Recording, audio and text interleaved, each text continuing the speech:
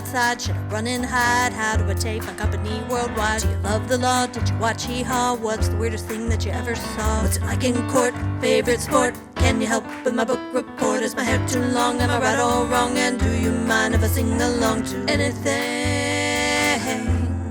Ask Alan anything in the world. Hello, everybody, and welcome to this episode of Ask Alan, the podcast. I'm Alan Crone, the CEO of the Crone Law Firm. And today we have a very special guest, Marybeth Conley. Many of you know Marybeth. She's been a fixture in Memphis media for quite some time. Good friend of mine. And Marybeth, welcome to the podcast. Thank you. I'm so excited to be here. I am a viewer, and you've had far more notable people than me, so I'm a little intimidated. Oh, no. You're classing up the joint. I really appreciate you coming on and talking about. I believe that's the first time anybody's ever said that to me in any setting. Well, you know, as we were talking about off camera, I always like to find out how people got where they are. Are you a native Memphian? How did you come to Memphis?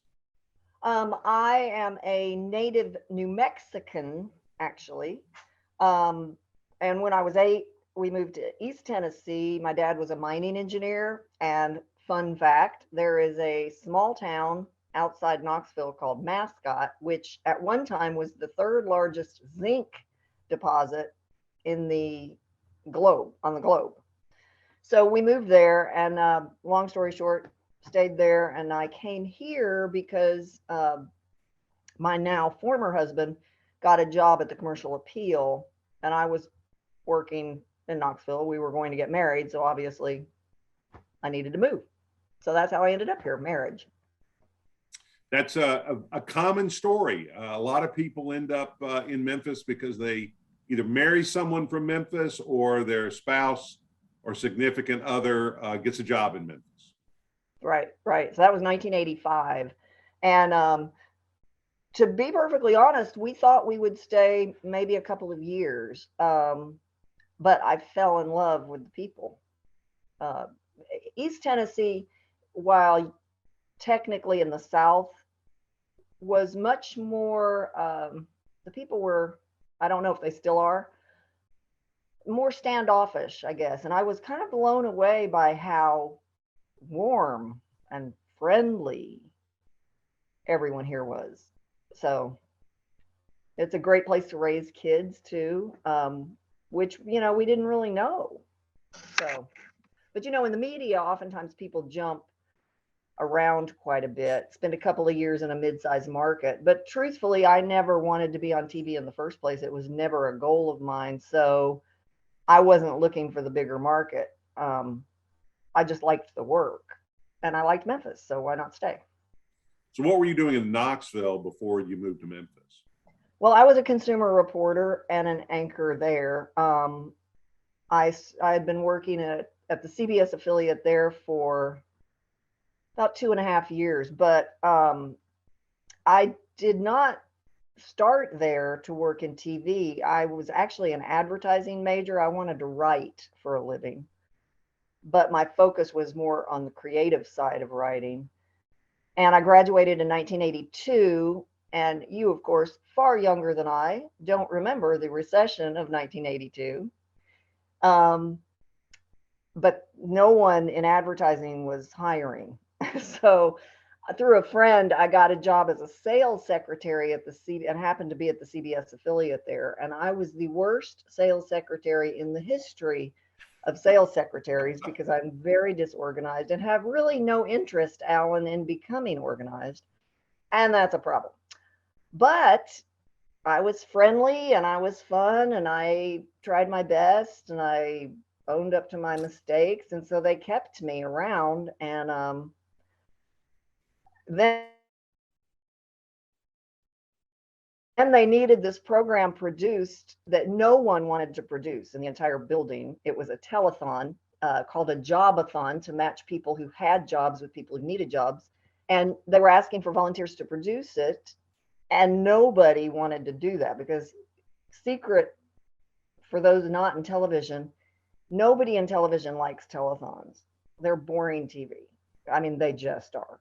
Often for good causes, but from a television standpoint, they're not particularly creative. And I was so sick of being a sales secretary that I raised my hand. I knew nothing about television. I wasn't even much of a viewer, to be perfectly honest. But it worked. And in fact, it was so successful that the night of the telethon, I was supposed to go for 2 hours. They extended it for 4 hours because people would not stop calling. And at the end of it, they wanted me to come out and kind of take a bow. The anchors wanted to show who had put this together. And I ran and I hid in a janitorial closet because I didn't want to be on TV. I adamantly did not want to be on. But here we are, however many years later, and I'm on TV. I don't know. So then, anyway. So what was your first on-camera gig? A show called, about 3 months after the telethon, I was unfortunately back to being a sales secretary after my brief break. And they wanted to do a half-hour morning show that was all features, a feature show. And they called it very cleverly Good Morning. So they asked me to produce it because I guess I was this magical producer all of a sudden, and I agreed to do that. And so I was still, unfortunately, Knoxville is a small market, particularly this was 1982, 83. So I was still a sales secretary and I was producing this half-hour morning show. And about 3 months into that, they said the male anchor of this show needed a co-host. And so they asked me to audition. And I told them no, I wasn't going to audition.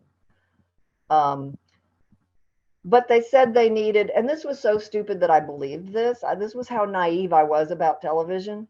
But they said, well, we need a benchmark. So just do an audition. It'll just be fake. We need a benchmark so that we'll know what we're looking for. Why I believed that they didn't already know what they were looking for, I'm not sure, but I agreed to this. So I did an audition, and then they basically forced me to do it because they liked the audition. So they said, well, the only way we'll let you stop being a sales secretary is if you'll be on air. So basically, I'm on TV today because I had to escape being a sales secretary. So my first job was exactly what I do now, except it wasn't quite as news focused. It was a talk show. And then I became a consumer reporter. It just shows you that you can plot and plan and scheme. And sometimes life just goes in a way you don't expect. Yep, absolutely.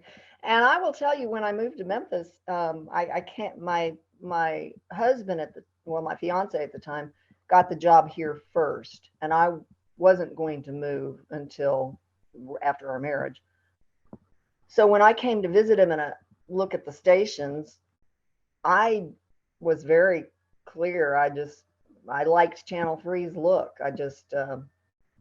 So I said, well, if Channel 3 doesn't hire me, I guess I'll do something else. I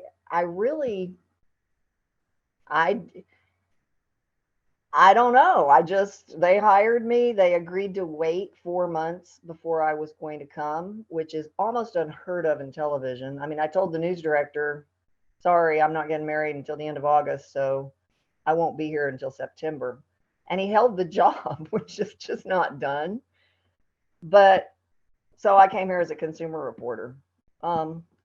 And, I loved reporting. I really did. But in 1991, when I had my second child, I realized I liked being a mother better than I liked being a reporter because I wasn't able to leave the reporting at the station. I really liked reporting. And it was more of an investigative reporting. And that takes a lot of brain space. So that's when I went just to anchoring. And do you have any memorable stories that you broke while you were an investigative reporter? Well, I had one. The company shall remain nameless.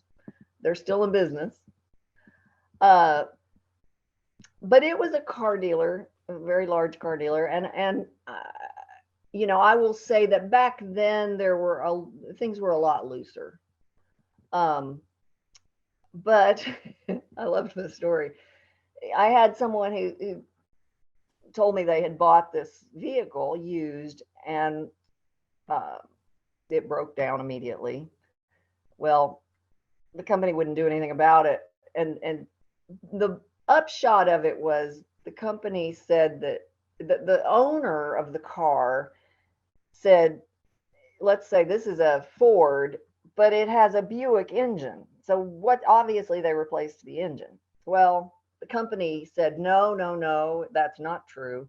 So what we did was we went out to 3 random mechanics and shot them live, opening up to see if there could have been some mistake made. And the mechanics, the minute they opened up the engine, immediately identified the engine as indeed a Buick engine. So basically, what's notable about that story is that Memphis had never had a consumer reporter before. And what's notable about it, I was in the job about 3 months, and all of the car dealers in Memphis pulled their advertising from Channel 3 in response to that story. So we lost about $250,000, and the station wasn't too happy about that. But you know, they wanted to be consumer advocates, so we dealt with it. But anyway, the company ended up being sued for fraud and had to pay triple damages to, as you know, from the legal standpoint, because they were found guilty of actual out and out fraud. They had to pay triple what the guy wanted. So it would have been a whole lot better if they just owned up to it and handled it well. That's true. That's true. Now that brings up an interesting point. You know, you kind of paved the way for a lot of reporting that's going on now in Memphis in terms of consumer advocacy and maybe investigative reporting by television stations. How often do you think people get,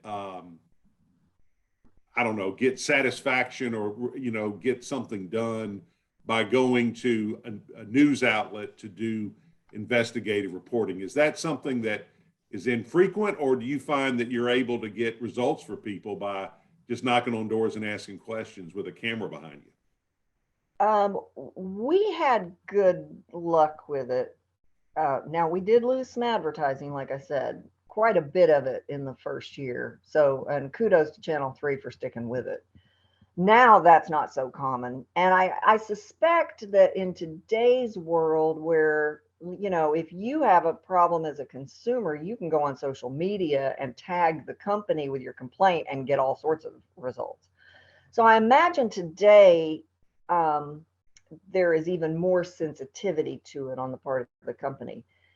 Back then, I mean, honestly, the problem, and I'll be honest, I got to the point where I loved the investigative work, but I was frustrated because the reality is television news is in the business of doing stories that, while yes, we want to help you, Alan Crone, with your individual problem, if your problem doesn't extrapolate to a larger audience, or if there's not something that other viewers, the larger audience of viewers, can learn from your problem, we're not going to do the story.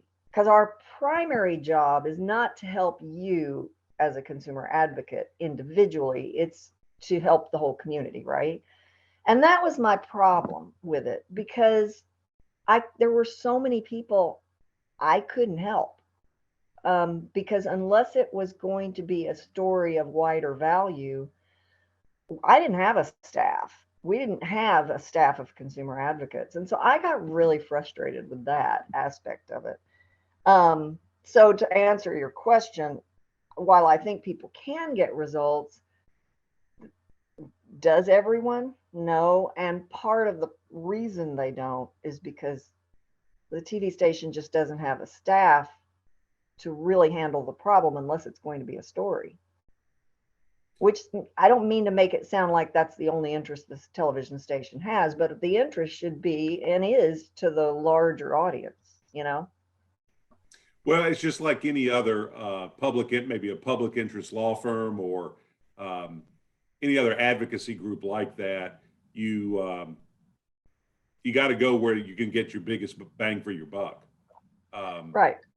And so if somebody has maybe a problem that shows a systematic abuse, that would be fodder for an investigative report. But as you say, a one-off where, a particular consumer had a particular problem or dispute, that don't think that the television station is going to pick up on that unless it's got broader appeal. Right.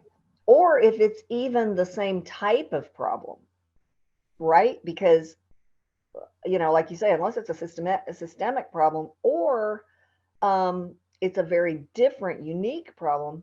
In that example I gave you of the story that I really liked, if somebody had called us the next week with a problem that was too similar, our job is to provide programming ultimately, right? So we wouldn't be able to do it.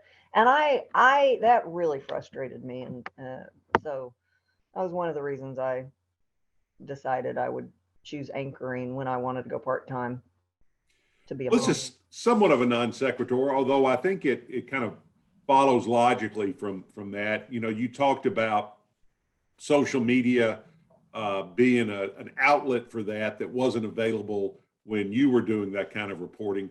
Another thing that's a new phenomenon I'd be interested in your perspective on is the ability of the ordinary citizen to shoot video of breaking news.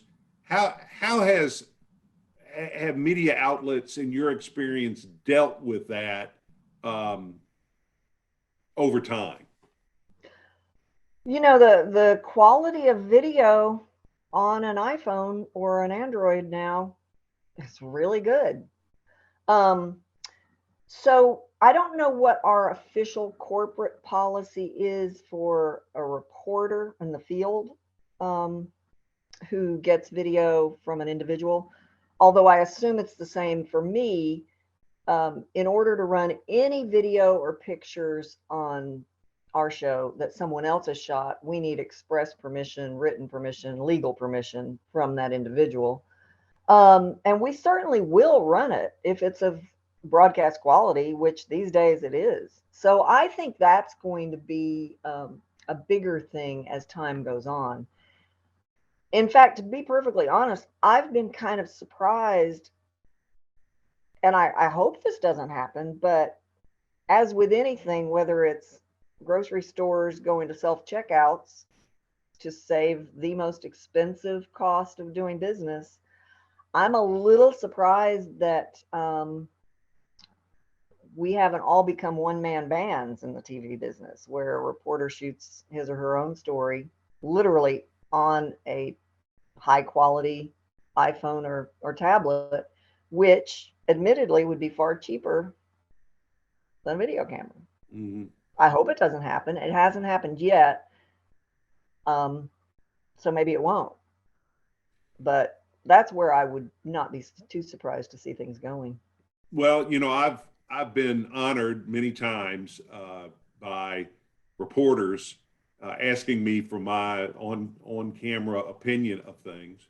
And back in the days when they would come to my office, they would always bring a photojournalist. And, that thought occurred to me, but I also think there is something to be said for having a professional photographer that knows how to frame a shot and can focus on that while the reporter focuses on the verbal part of the story. And absolutely. And so I hope that that doesn't become lost, because I agree with you. On the surface of it, it looks like you could cut your manpower cost in half that way. Right. But as you use the word photojournalist, and the truth is they are journalists. They just tell the story visually. And I think there's also value from a creative standpoint to have two voices saying, what if we, did the story this way? And also, it's always better in any kind of journalism to have more than one perspective, because we all have an individual frame of reference that we sort of spring from. And so having two people on a story who can speak to the editorial part of it, one may be more visual, but he or she also has a perspective about, have we covered this angle adequately too? So I certainly hope that doesn't happen. And my gut tells me that it won't happen because of the value of that. And the fact that it hasn't already happened probably indicates it won't. But that would be the threat of the new media, if you will. But yeah, certainly, I mean, if somebody is on, especially a breaking news situation, and sends in video, I can't imagine why we wouldn't use it as long as it's broadcast quality, because we can't always be everywhere immediately. If there's a huge raging fire and it's in Fayette County and we're downtown, what if it's tamped down a little bit by the time we get out there? Yeah, it's interesting that when I was with the city, we spent a lot of time thinking about cameras, body-worn cameras for police officers, and kind of over time, it has become, I don't want to say it's not important, because it is, but so often there is collateral video from the public that kind of makes the body-worn images kind of obsolete by the time the bureaucracy can pump them out.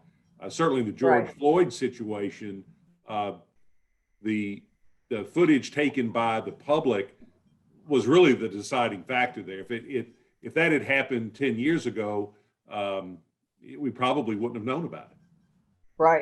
Right. So yeah, it definitely has value.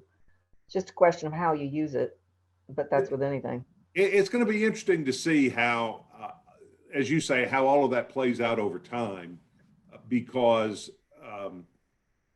we just consume our news, we consume everything differently than we did 5 years ago. At least it seems like to me. Who would have ever thought the Commercial Appeal building would be empty right now, right? I mean, if you look at the newspaper business. So I don't see how anyone in broadcast can look at that and not say there's going to be some drastic changes in our business. So, well, this weekend is a good example of that. Be interested in your perspective on this. I wasn't feeling well yesterday, so I instead of being outside in this beautiful weather, supposed to go play golf, but I just didn't feel well, so I stayed home. And looking back on it, I watched, a football game on broadcast television, essentially. I watched the Tony Awards on Paramount Plus broadcast television.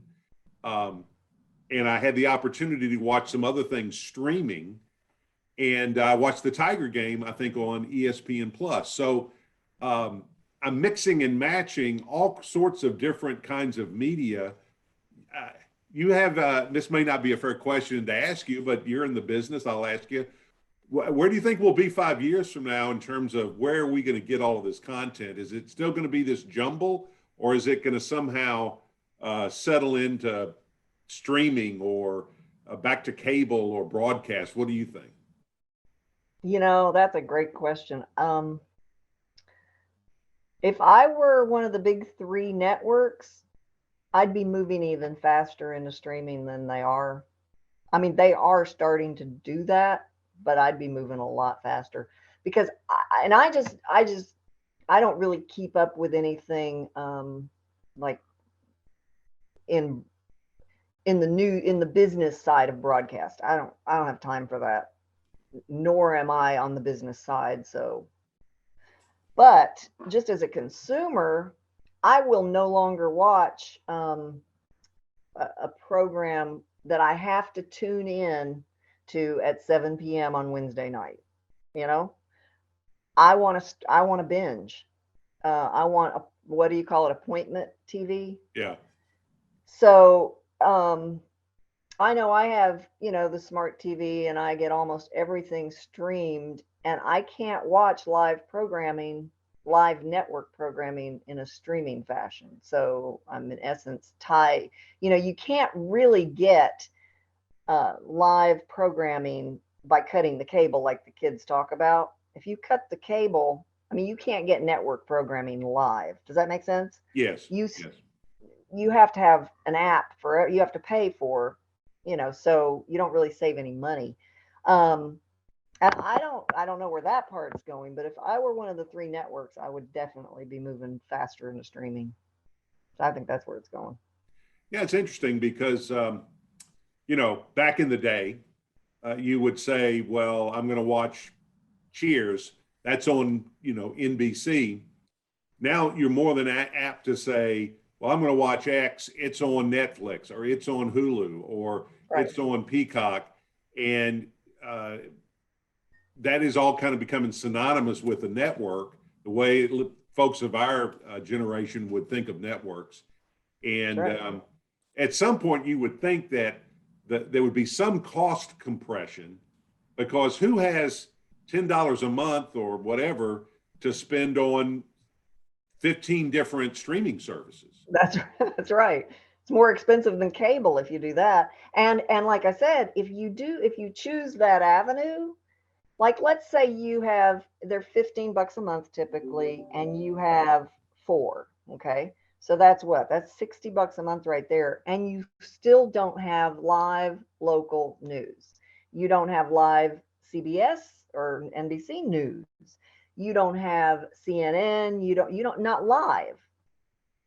So you're not going to save any money if you also want that news and information component in a live fashion. You can only go online and watch, previously recorded newscasts. So I don't know, maybe people just take their news consumption completely to the internet. I don't know. I don't know how the kids are doing it. Well, I don't either. And like I say, it's just going to be very interesting because radio, because of the car, I've always said if it wasn't for the car, radio would have shut down a long time ago, I think. And so how broadcast television, I guess one answer to that problem is you go buy a set of rabbit ears and actually take it off the air. Right. But you still wouldn't get national news from one of the networks. Right? Well, you would if you had Channel 3. Well, yeah, you would from CBS, you from one of the three networks, but you couldn't get CNN or you could get Fox because there's a Fox affiliate, but you couldn't get, Couldn't get the 24-hour MSNBC. stuff. Yeah. Yeah. So I don't know. We'll see how it shakes out. Yeah. But I'm 62 years old, so I'll be a consumer of that rather than actively involved in it. I understand. I just turned 62. I just turned Social Security age. Oh, congratulations. Beats the alternative. Hey, that's absolutely right. Well, I say that all the time about my profession. I'm just hoping to hold on until it changes. And, hopefully I can get out before it changes too much. Yeah. And, looking down the road at the future of dispute resolution and legal compliance, which is what the practice of law, essentially is, it's going to be 5-10 years from now, it's going to be so much different than what it is now. I just hope I can hang on long enough to retire. It'll keep your brain active. But we'll see what happens. Now you've got a bunch of stuff going on. You're on, I know you're on in the mornings with my buddy Alex Coleman, live at 9 on Channel 3, and then you still doing your radio stuff? No, I let that go after George Floyd's killing, actually, because unfortunately the radio station was purchased by some folks who have a different frame of reference than I do, and their social media at that time talked only about the horrifying riots and not at all about the situation that sparked the riots. And I couldn't, I didn't want to be a part of that. So I resigned. So I miss radio. I loved the long conversations. You and I had several on there. Because one thing that's always frustrated me about television is we think a minute 30 is an eternity, and that drives me kind of crazy.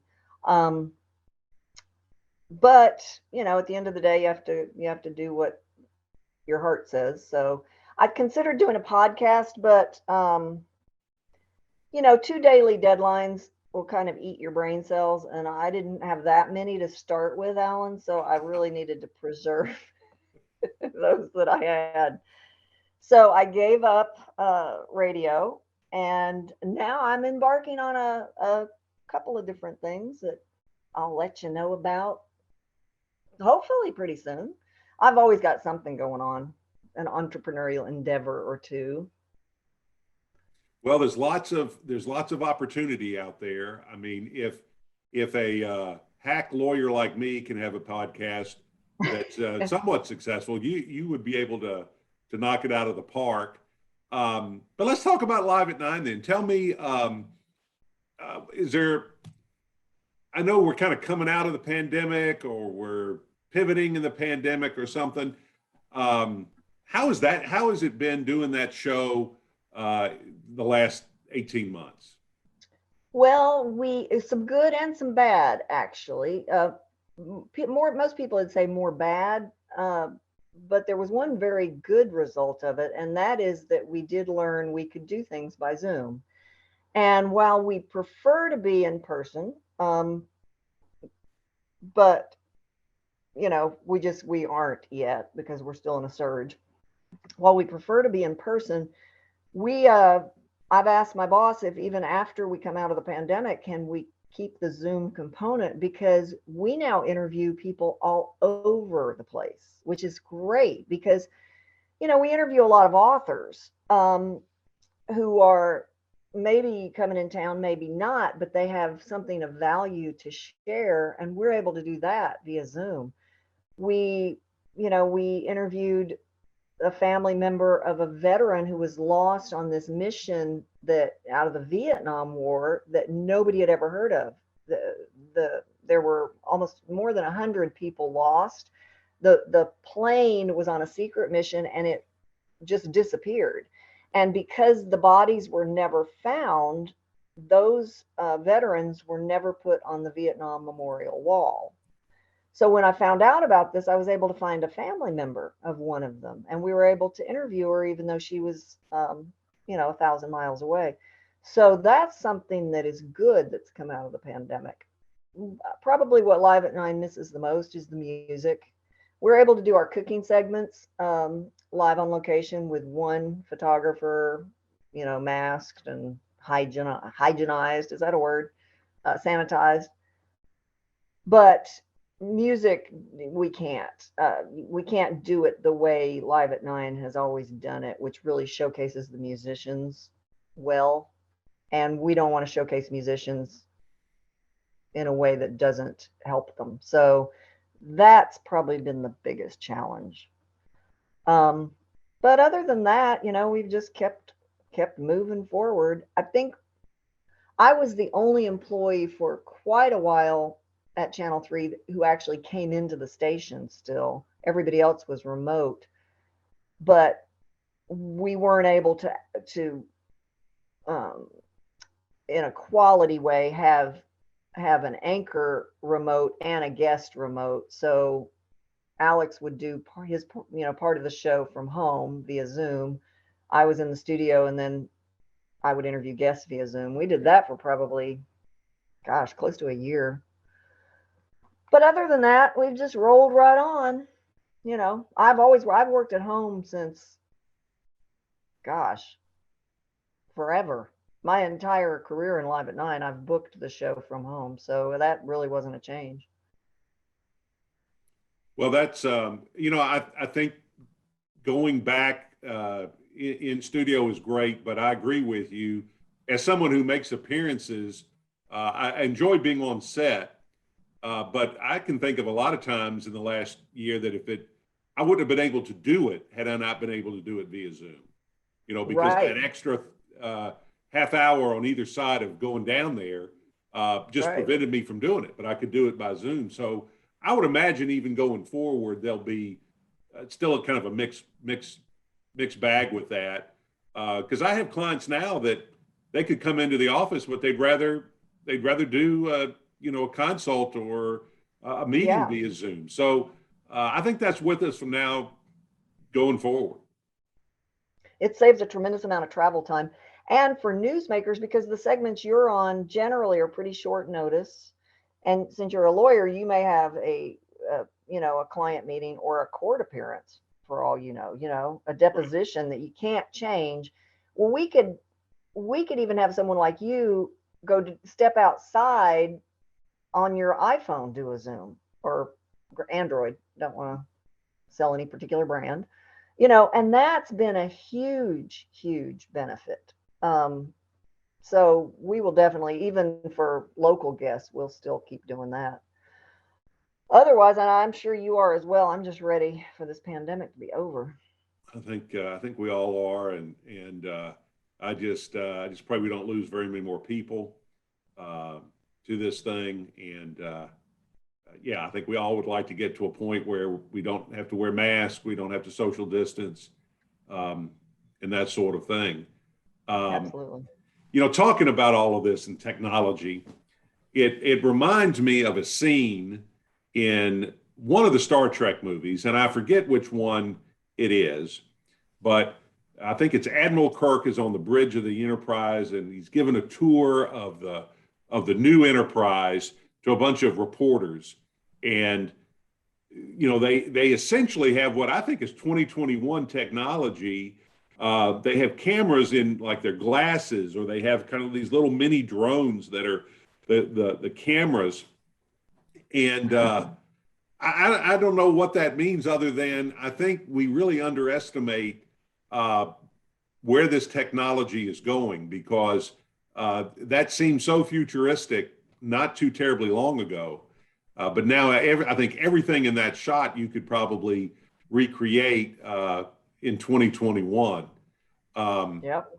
And your business and my business, they seem to be different in a lot of ways, but technology is going to impact both of them tremendously over the next 15 years, I think. That's right. And drones, that's a good example. We use a drone at Channel 3 quite frequently.